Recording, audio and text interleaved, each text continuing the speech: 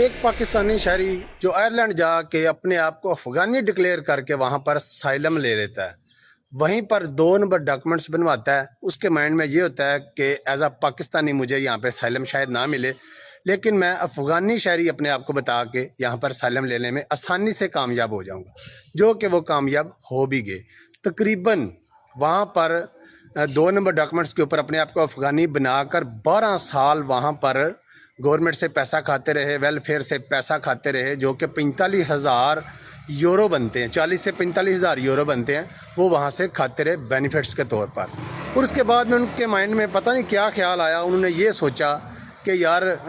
میں اگر یہاں پہ میرے ساتھ کچھ ہو جائے یا میں مر جاؤں تو میری تو فیملی کو پتہ ہی نہیں ہوگا، کیونکہ یہ تو ایز اے افغانی اعلان کریں گے یا ایز اے افغانی لوگوں کو بتائیں گے کہ بھائی ایک افغانی مر گیا ہے فلانے نام کا، جو کہ اس کا نہ تو اوریجنل نام ہوتا ہے نہ وہ افغانی ہوتا ہے۔ تو اس لیے اس نے سوچا کہ میں اپنے آپ کو پاکستانی شہری ڈکلیئر کروں، تو وہ ایک بینک کے اندر پہنچ گئے، ایک بینک کے اندر اپنا نام چینج کروانے لگے اصل ڈاکومنٹس کے اوپر۔ تو بینک والوں کو شک ہوا، انہوں نے پولیس کو بتا دیا، تو پولیس نے اس کو پکڑ کے اس کے اوپر کارروائی شروع کر دی، جو کہ اس نے خود ہی کوپریٹ بھی کیا اپنے آپ کو اصل شناخت کے ساتھ وہاں پر بتانے کے لیے۔ تو اپنا سارا اصل ڈاکومنٹس ان کو سارے دیے، اپنا اصل نام بتایا، سارا کچھ بتایا، اور یہ بھی بتایا کہ میں جو ہے نا یہ کام کرتا رہا، اب اس لیے میں نے یہ اپنی اصل شناخت بتائی ہے کہ میری فیملیز کو کل کو پتہ چل سکے، اور میں خواہش مند ہوں کہ آئرلینڈ کے اندر میں اپنے فیملی کو، اپنی بیوی بچوں کو یہاں پر لا سکوں۔ تو اس کے بعد ان کے اوپر ڈبلنگ کا کیس بھی لگا ہوا ہے۔ اس کے بعد یہ جو انہوں نے 2 نمبری کیا، یہ بھی ان کے اوپر کیس ابھی چل رہا ہے، کوئی فیصلہ تو نہیں ہوا۔ نارمل عدالت کے اندر کیس لے کے گئے، وہاں انہوں نے منع کر دیا کہ بھائی دونوں بڑی عدالت کے پاس ان کا کیس لے کے جائیں، وہاں پر سخت سزا ہوگی۔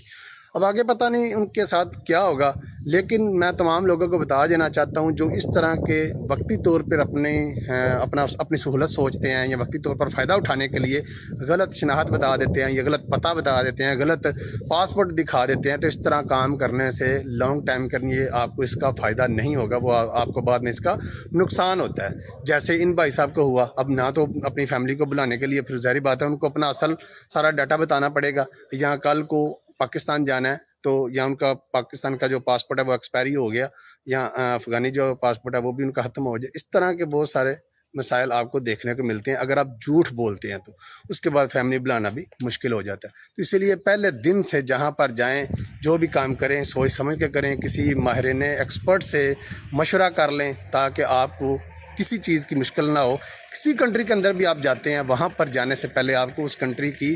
نالج اچھی ہونی چاہیے کہ میں نے جا کے وہاں پہ کیا کرنا ہے۔ کافی سارے لوگ یہ سوچتے ہیں کہ میں جا کے اسائلم کروں گا، کافی سارے لوگ یہ سوچتے ہیں کہ میں جا کے فلاں کام کروں گا۔ پہلے کسی ایکسپرٹ کے ساتھ رابطہ کر لیں، بات کر لیں، اس کے بعد کوئی فیصلہ کریں کہ آپ لوگوں نے کون سی کنٹری میں جانا ہے، وہاں پہ آپ نے کرنا کیا ہے، کون سا کام کرنا ہے، کون سا کام سیکھنا ہے، تعلیم حاصل کرنی ہے تو کون سی کرنی ہے۔ بہت ساری چیزیں ہوتی ہیں جو آپ کو ایک ماہرین سے ہی پتہ چلتی ہیں، آپ کو اس کنٹری کے بارے میں نہیں پتہ ہوتی۔ آج کل گوگل بھی ہے، وہاں سے بھی آپ سرچ کر سکتے ہیں، یوٹیوب ٹک ٹاک کے اوپر بھی آپ سرچ کر سکتے ہیں اور ماہرین سے بھی پوچھ سکتے ہیں۔ تو لازمی کرنا چاہیے، اپنے دماغ سے کچھ ایسی چیزیں نہ سوچا کریں جس سے آپ کو بعد میں نقصان ہو۔ آپ کو تو وقتی طور پہ اس چیز کا پتہ نہیں چلتا کہ اس کا کتنا نقصان ہے، لیکن بعد میں جیسے جیسے وقت گزرتا ہے تو آپ ایک دلدل میں پھنستے چلے جاتے ہیں جہاں سے نکلنا آپ کے لیے بہت ہی زیادہ مشکل ہو جاتا ہے۔ وہ چند سال یا چند مہینے آپ نے بینیفٹس لیا ہوتا ہے اور فائدہ اٹھایا ہوتا ہے، جس کا ہرجانہ آپ کو سالوں سال بھگتنا پڑ سکتا ہے، اور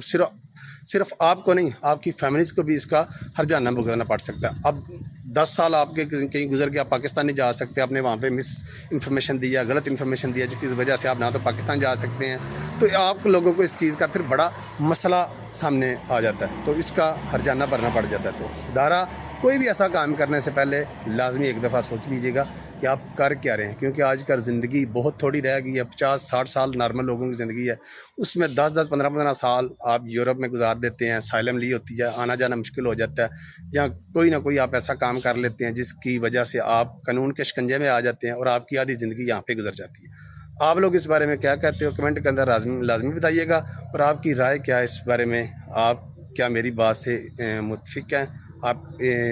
اس رائے کے اوپر آپ کیا رائے رکھتے ہیں لازمی بتائیے۔ 12 جون سن 2026 کو جو پوری یورپی یونین کے اندر ایک قانون لاگو ہونے جا رہا ہے، اس کا نقصان کن لوگوں کو ہوگا؟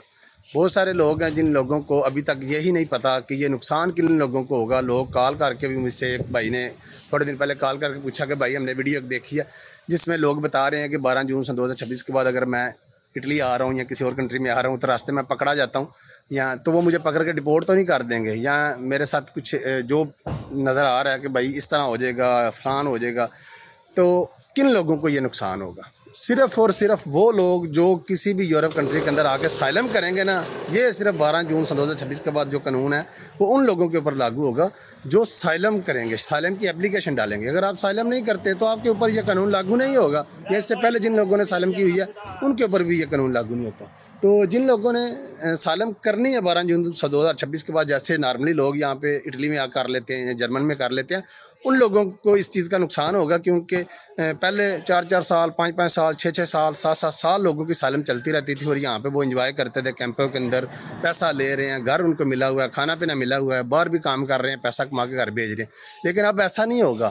اب آپ کی فاسٹ ٹریک کے اوپر آپ کی اپلیکیشن ڈال کے آپ کو جلد 4-6 مہینوں کے اندر آپ کی فائل کلیئر کر کے، جرمن میں نے حالانکہ یہاں تک سنا کہ 2-3 مہینوں کے اندر بھی وہ فیصلہ کر دیتے ہیں اور ریجیکٹ ہو جاتا ہے، تو آپ لوگ پھر کسی اور کنٹری کے اندر جا کے بھی سائلم نہیں کر سکتے، کیونکہ وہ ڈبلنگ کے اندر آ جاتا ہے۔ اس کے بعد اگر 12 جون 2026 کے بعد کوئی سائلم کرتا ہے اور وہ